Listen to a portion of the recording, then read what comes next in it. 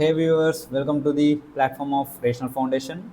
Here you will be understanding the concepts in a rational way. In the previous video, General Principles of Criminal Liability Part 2, there have explained about the actus reus and also the elements of actus reus.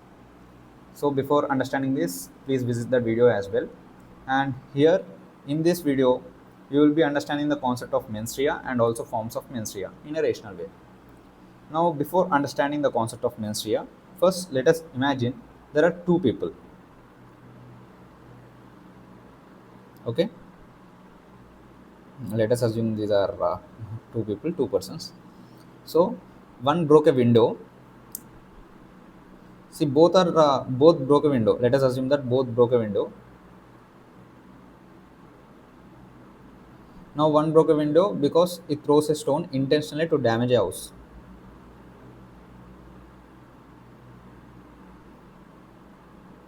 He has intention, and another broke a window because he was playing cricket at that point of time.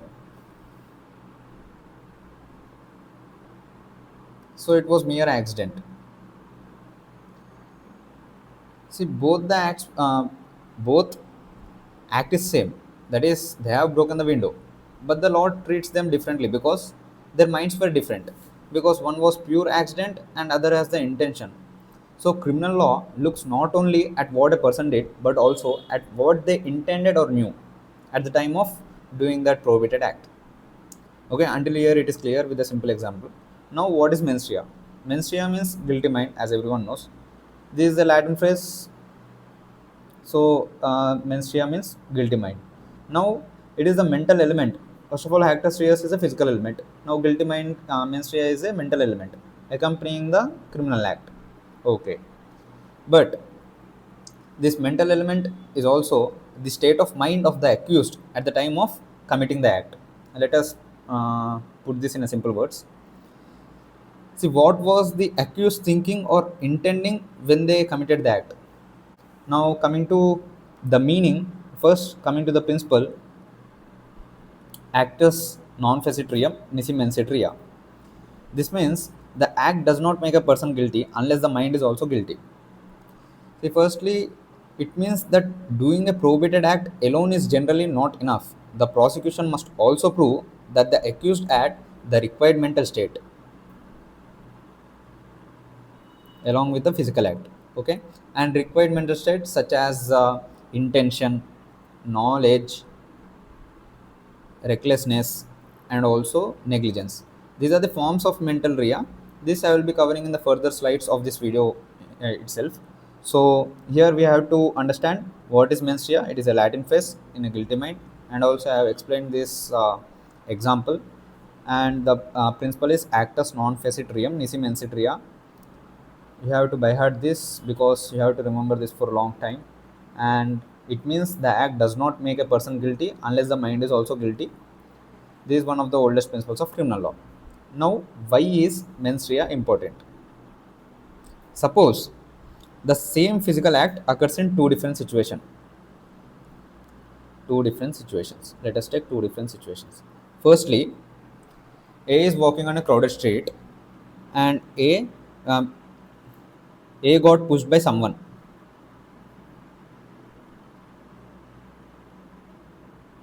In a crowded street or crowded market, we will be get pushed by someone, and because of that, A lost his balance and stepped on B's foot,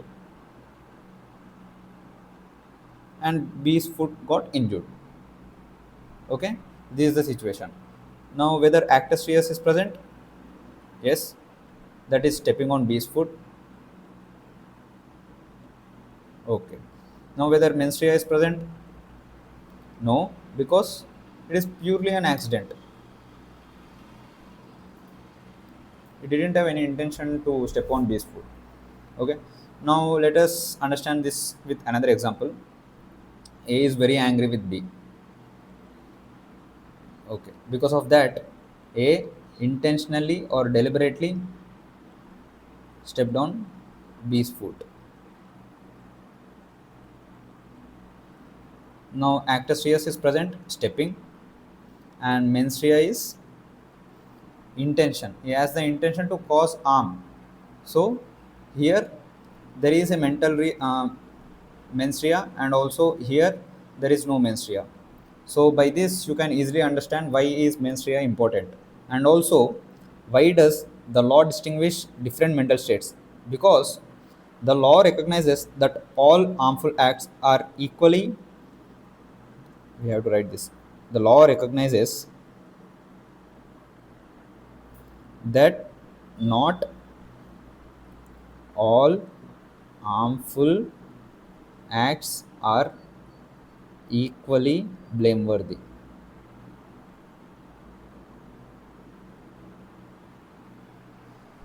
And in the next slide, we will be discussing about the forms of menstruation. Now, first form of menstruation is intention. Okay. Generally, what do you mean by intention? Intention means the accused consciously desires or aims to bring about a particular prohibited result. So, in other words, the result is not accidental or merely forced. It is very outcome the accused wants. So, it is there's a simple trick for understanding intention. You have to ask, did I want this result? The particular prohibited result. Did I want this result? If the answer is yes, I wanted it, then it is intention. I will be explaining it with simple examples. See, firstly, intention means consciously desires or aims to bring about a particular prohibited act. There's a simple formula for this. I is equal to, that means intention equals to desire plus deliberate act equals to intention. Okay. Now, coming to the examples. For example, example 1, there is an intention to kill. Okay. A has a dispute with B. Dispute with B.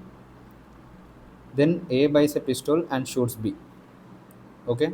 Because of this, B dies. Now we have to ask ourselves that, did A desires B death? A desired B's death or not? Did he desire? Yes. And the next question is, was the shooting accidentally? No, because A has the intention to cause B's death. So, not accidental. Both the elements are satisfied. So, A has intention to kill B. Finish.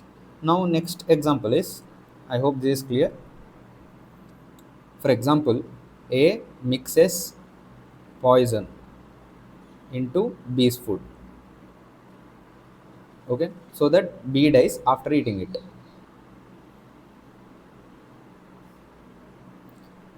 Now, question is, why did A mix the poison? Because he wanted B to die. Here, the desired result is B's death. So, A acted with intention. Okay, consciously desires or aims to bring about a particular result. Intention means, that means intention equals to desire plus deliberate act, which amounts to particular result. Now, how do courts prove this intention?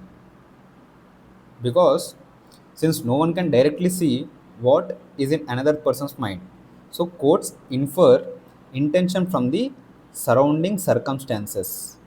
That is, they consider factors such as, first, nature of the weapon used, part of the body targeted, and number of blows inflicted, conduct before, during, and after the accident, and previous threats or planning. These are the factors, and these factors may vary depending upon the cases to cases, but these are the major factors it will be, courts will be considering for proving the intention. Firstly, let us understand these factors with example. A repeatedly stabs B in the chest with a knife. Okay, then even if A says that I never intended to kill B, the court may infer intention because A used a deadly weapon, knife, and also A targeted a vital body, that is chest. That means he wanted to cause death of B, and also he inflicted many multiple stab wounds. So if the three of these are enough, then courts prove that intention is there in this particular act. Now intention is the mens rea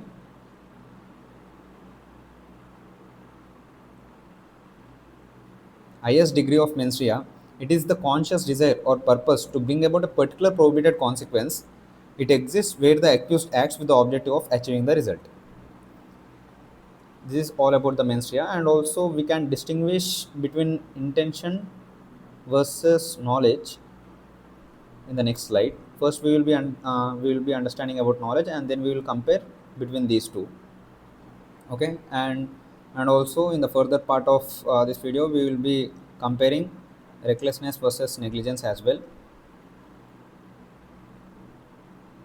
And after that, we will compare all these four to understand better and gain the conceptual clarity. The second form of mens rea is knowledge.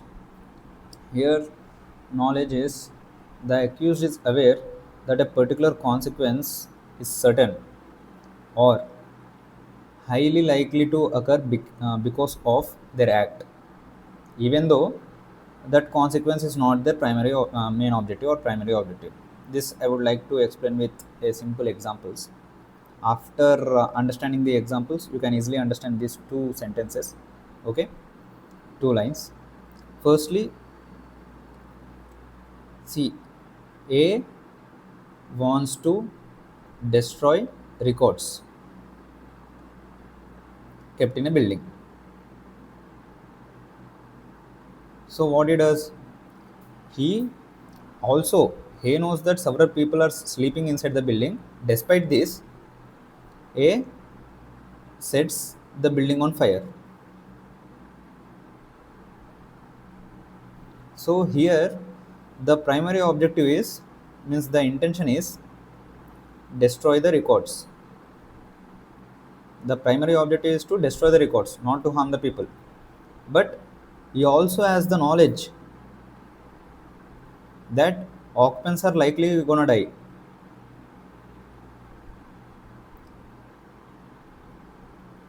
Gonna die.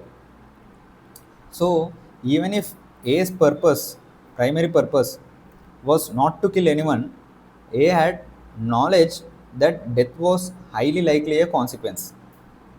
So again, read this sentence. The accused is aware that a particular consequence is certain.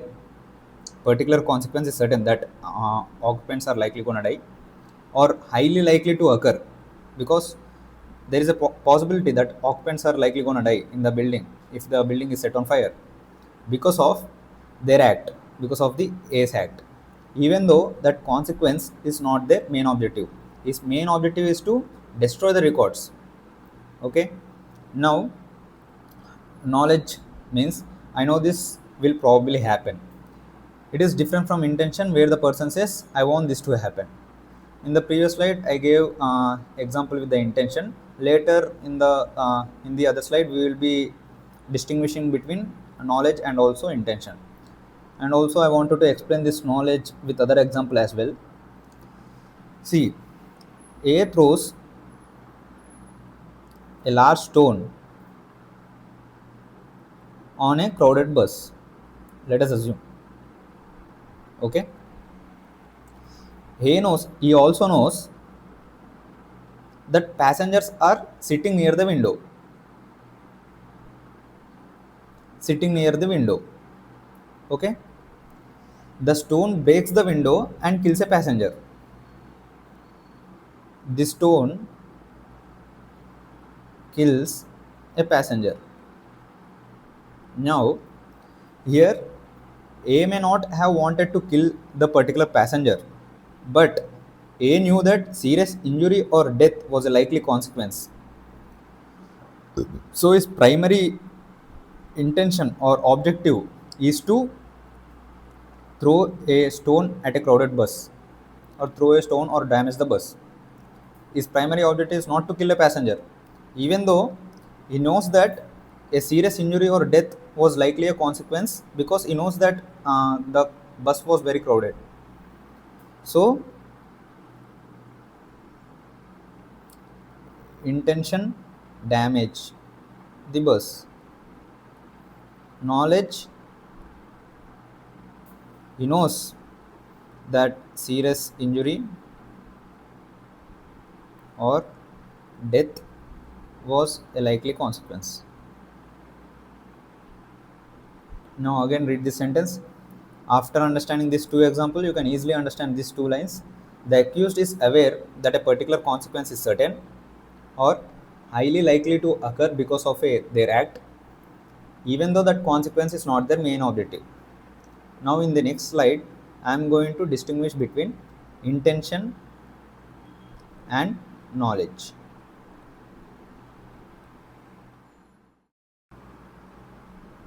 Now in this slide, we will be going to discuss about intention versus knowledge. That means people often confuse between these two terms, intention and knowledge. So I would like to brief you about this as well in a rational way. So firstly, for determining this intention, we have to ask ourselves that the accused want that result or not, particular result or not.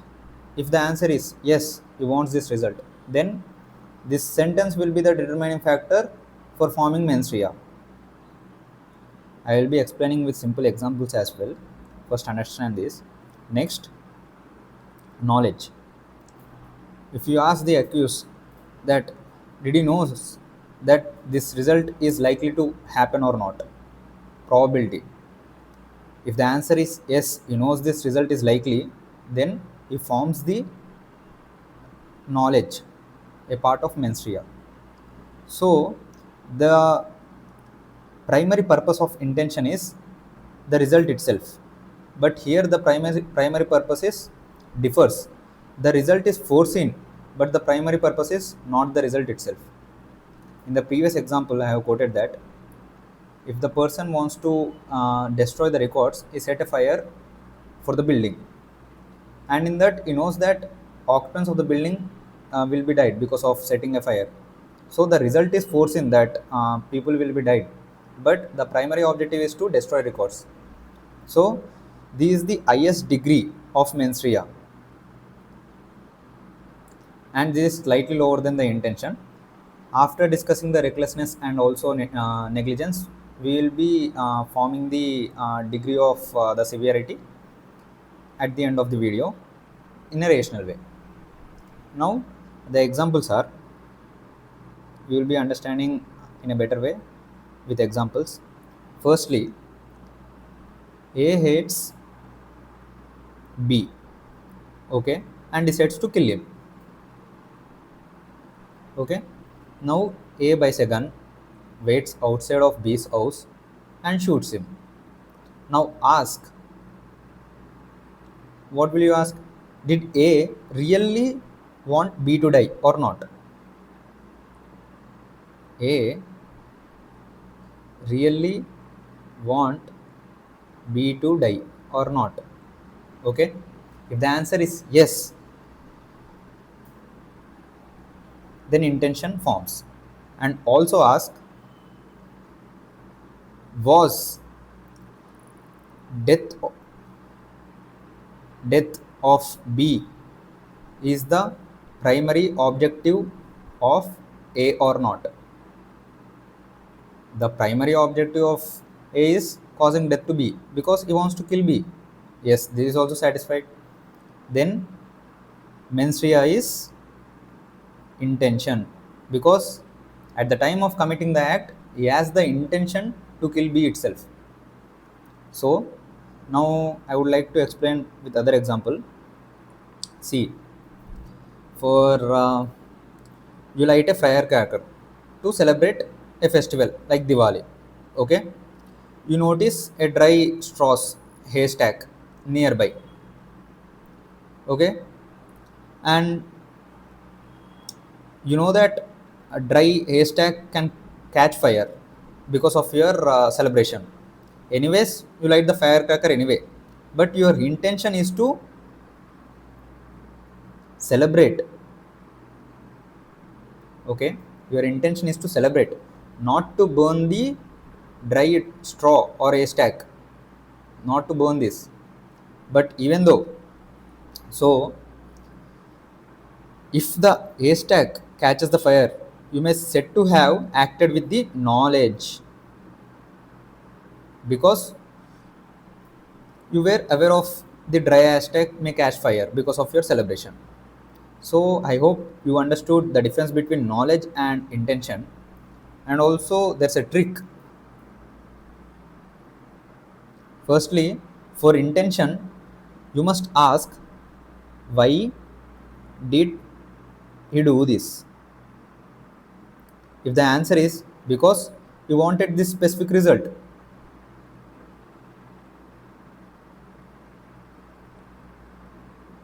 then intention is formed. And for knowledge,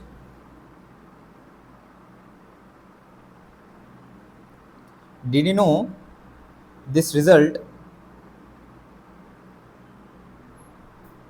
would probably happen?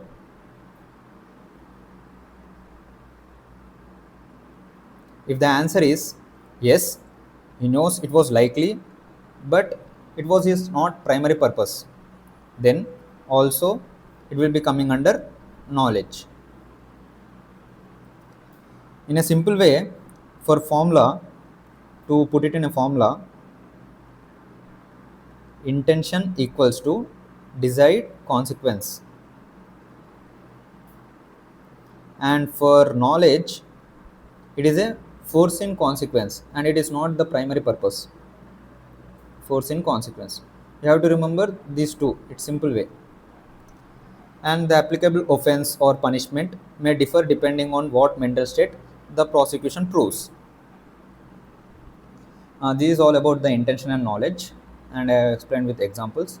And in the next slide, we will be discussing about the recklessness, and also further we will be discussing about the negligence. And after that, we will be comparing the intention, knowledge, negligence, and also recklessness. And in accordance with the severity, we will number them. So the third form of mens rea is recklessness.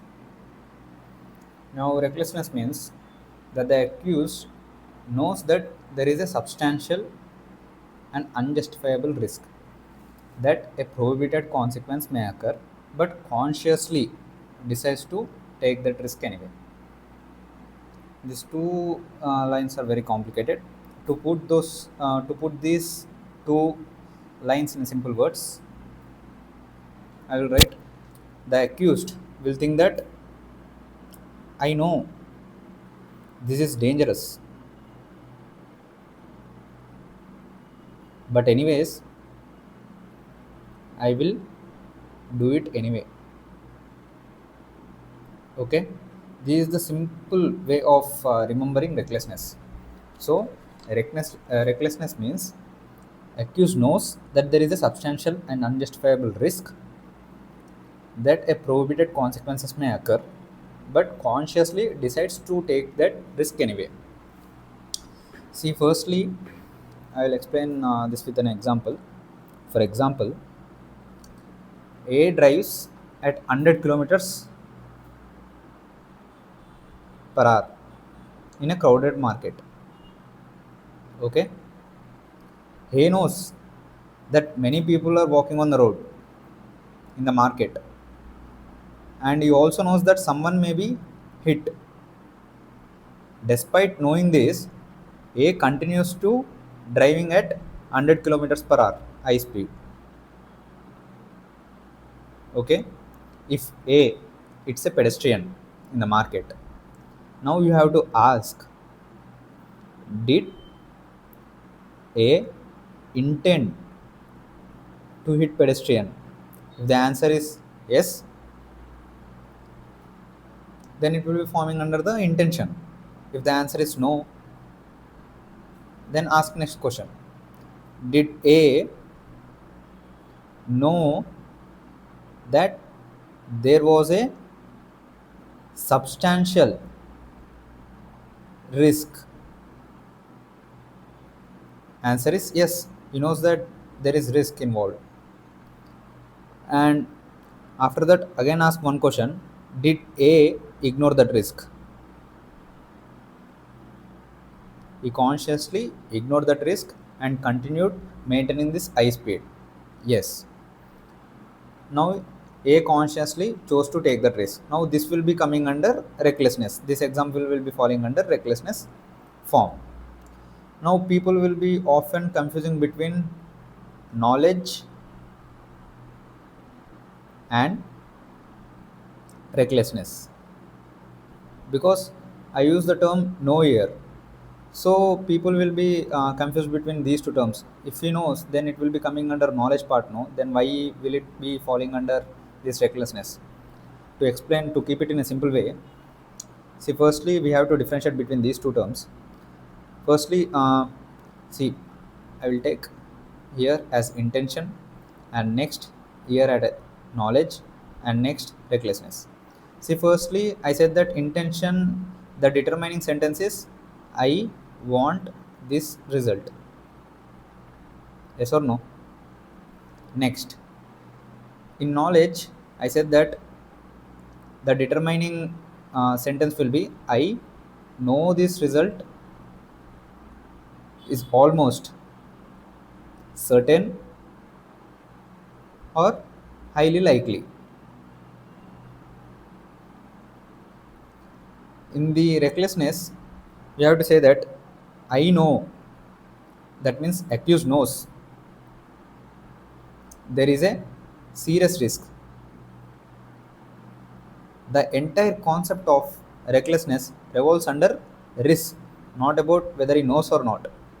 It involves around, it revolves around serious risk. But I am willing to take that risk.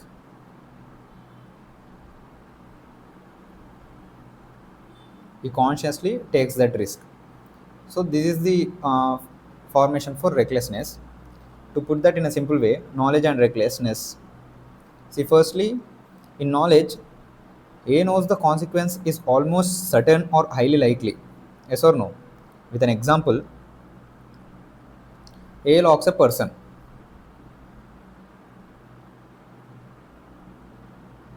inside a burning room. Okay? Now A knows that person is very likely to die.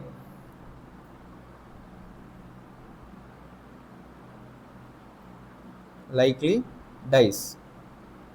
Okay, this is known as knowledge because he knows that person is very almost probability is there that person will die inside the burning room. So the other example is for the intention for the recklessness. Here in recklessness, he knows that there is a serious possibility of a harm, but the harm is not almost certain. For example, A sees a red traffic signal. Okay, if someone sees a red traffic signal, automatically they have to stop before the zebra crossing line. But he doesn't. Instead, he also notices pedestrians crossing, but also accelerates through the intersection anyway. So because of that, it's the pedestrian. A is aware of the danger and deliberately takes that risk. So it will be coming under recklessness.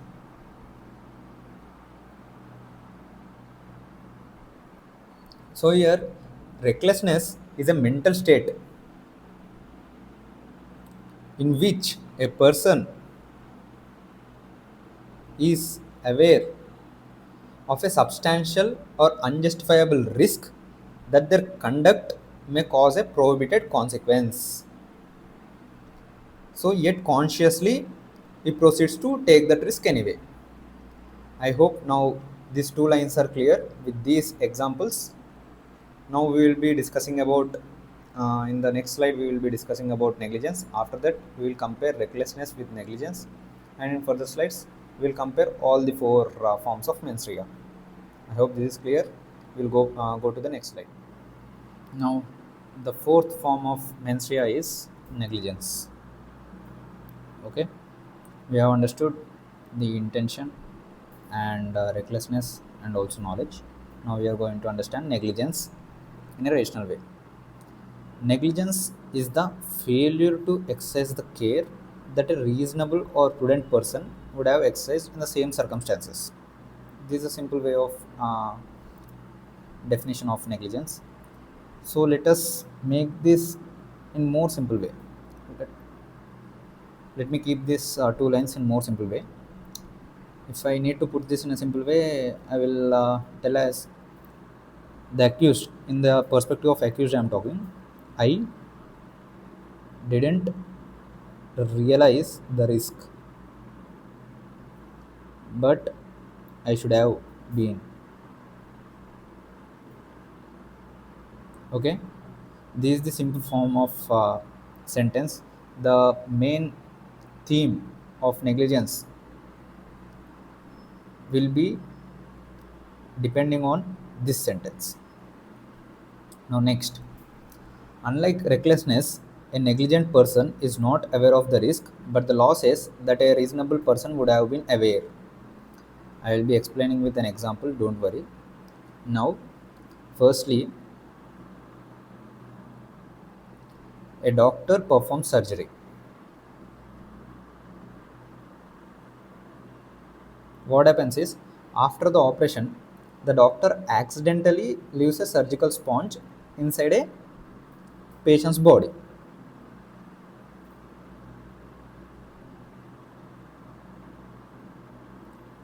Surgical sponge inside patient's body. Okay. Now the patient develops a serious infection. Now we should ask three questions. That is, did doctor intends to harm the patient? The answer will be no, because if the answer is yes, then it will be coming under intention part. The doctor didn't have any intention to leave the surgical sponge in the patient's body. Okay. The other question is, did the doctor know the sponge was left inside? He accidentally left. He wantedly did not leave the sponge in the patient's body. So the answer will be no for the other question as well. Now the third question is, should the doctor have checked before closing the wound? Yes, because he should exercise the duty of care. So now this will be coming under negligence. A reasonable doctor would have first count all the instruments and surgical sponges while performing surgery, before performing surgery. Next, check the surgical site before wounding. You have to check the surgical site. Okay, since the doctor failed to take the reasonable care, then this is called negligence. But here again, people might be confused between negligence and also recklessness. So here again, I will be distinguishing the terms between recklessness and also the negligence part. Let us assume that N is for negligence and R is for recklessness. Okay. Now, firstly, the accused will not realize the risk.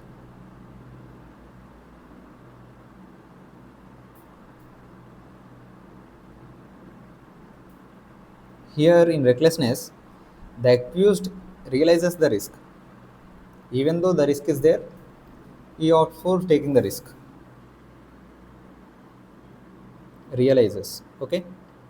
Now, here in negligence, but a reasonable or prudent person would have would have realized it in a specific circumstances. A reasonable person would have realized it.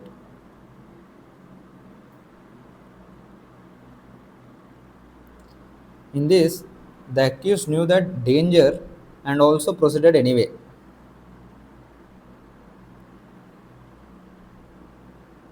Knows danger but also proceeds. This is recklessness. Comparatively, negligence is less blameworthy than recklessness. Okay, if I need to put this intention, negligence, and also knowledge and recklessness in one way, see, for intention, the main theme, the sentence which determines the intention is, I want that result. And for knowledge, i know I know it will probably happen or certainly happen. It depends upon the probability. And for negligence, for recklessness, it might happen, but I will take that risk anyway.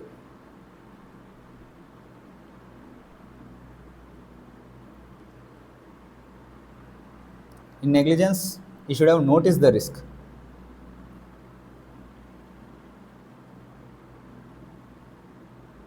before. Now, in simple words, negligence is the failure to exercise the standard of care that a reasonable or prudent person would exercise in similar or same circumstances. Anyway, it is correct. And the accused may not have foreseen the risk, but the law holds that they ought to have been foreseen it. This is for this thing. I think I am clear about the forms of mens rea and also mens rea. So negligence, now after understanding these examples and the distinguishing between negligence and recklessness, you should understand these two lines. Negligence is the failure to exercise the standard of care that a prudent person would have exercised in the similar or same circumstances. That's it. In simple words, if I wanted to keep this, I didn't realize the risk, means in terms of, in the perspective of accused, I'm talking. I didn't realize the risk, but I should have been. This is the main sentence for the negligence. Okay, I hope I am clear about these things. And in the next, uh, and that's it for this video. Thank you. Hope you all are doing good and wishing you a great success ahead.